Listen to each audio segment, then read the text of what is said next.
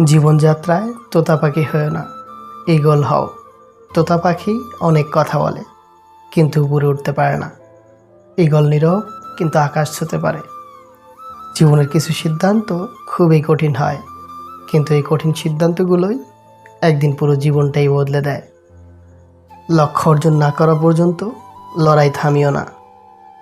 জীবনে একটা লক্ষ্য তৈরি করো, নিয়মিত জ্ঞান অর্জন করো, কঠিন পরিশ্রম করো এবং মহান লক্ষ্য প্রাপ্তির জন্য তৈরি থাকো।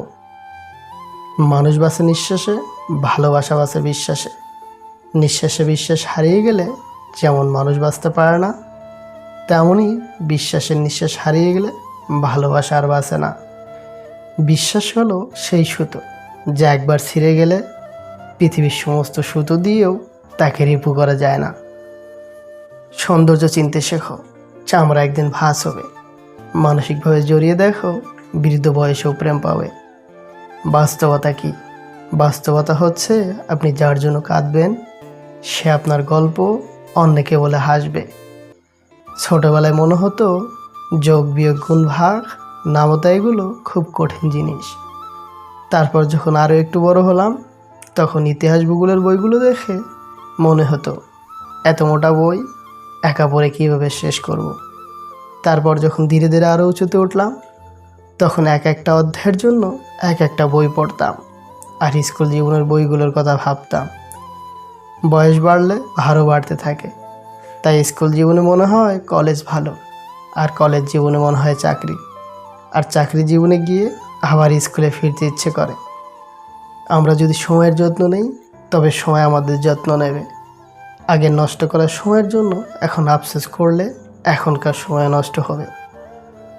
সময়ের হাত থাকে না, কিন্তু মাঝে মাঝে সে এমন থাপ্পড় মারে যেটা সারা জীবন মনে থাকে।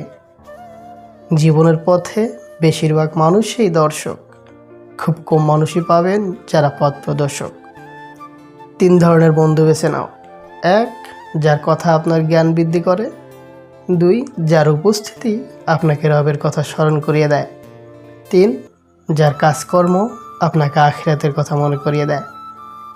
রব যখন দুঃখ দিচ্ছেন সুখের মুখ তিনি দেখাবেন। সুখ হলো কাগজের নৌকার মতো, কিছুক্ষণ ভেসে চোখের পলকেই ডুবে যায়।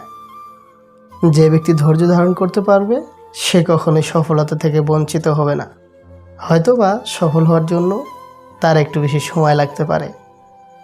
জীবনটা হালকা মনে হবে তখনই যখন ওপরের ওপর আশা থাকবে কম আর নিজের উপর আত্মবিশ্বাস থাকবে বেশি। জীবনকে প্রয়োজনের মধ্যে সীমাবদ্ধ রাখো, আশার মধ্যে নয়। কারণ প্রয়োজন ফকিরেরও পূর্ণ হয়, কিন্তু আশা বাদশারও পূর্ণ হয় না। সুখী হওয়ার একটা অদ্ভুত ক্ষমতা আছে মানুষের। এই জগতে সবচেয়ে সুখী হচ্ছে সে যে কিছুই জানে না। জগতের প্যাঁচ বেশি বুঝলেই জীবন জটিল হয়ে যায়। আপনার প্রচুর সামর্থ্য থাকলেও আপনার সন্তানকে অভাব শেখান। আপনি বাবা, এটিএম মেশিন না। আপনি মা, ঘষা দেওয়া প্রদীপের দত্ত না। যে যা চাইবে তাই হাজির করবেন বাচ্চার সামনে। যা চাইবে তাই যদি হাজির করেন আপনার বাচ্চার মানুষ হওয়ার সম্ভাবনা খুবই কম। সন্তানকে জীবনের মানে বোঝানো মানে কম ভালোবাসা নয়, বরং তাকে বেশি ভালোবাসা। কারণ আপনি যখন থাকবেন না দুনিয়ার কঠিন পথ তাকে একা চলতে হবে। আপনার সন্তানকে শেখান চাইলেই সব কিছু পাওয়া যায় না, সব কিছু পাওয়ার দরকারও নাই। কষ্টের মধ্যে অর্জিত জিনিসের মূল্য বোঝান। তাকে বোঝান সব কিছু ছাড়াও জীবন চলে। উদাহরণস্বরূপ তাকে অনুপম রায়ের গান শোনান, সব পেলে জীবন নষ্ট। অভাবকে ভালোবাসতে হয়, তাতে অজ্ঞাতসারে স্বভাবটাও ভালো হয়। সম্মান হলো আয়নার মতো, তুমি অন্যকে যত বেশি সম্মান দেবে তার থেকে অনেক বেশি সম্মান তাদের থেকে ফিরে পাবে। কখনোই সময় এবং ভাগ্যের অহংকার করবেন না, কারণ সকাল তাদেরও হয় যাদেরকে কেউই মনে রাখে না।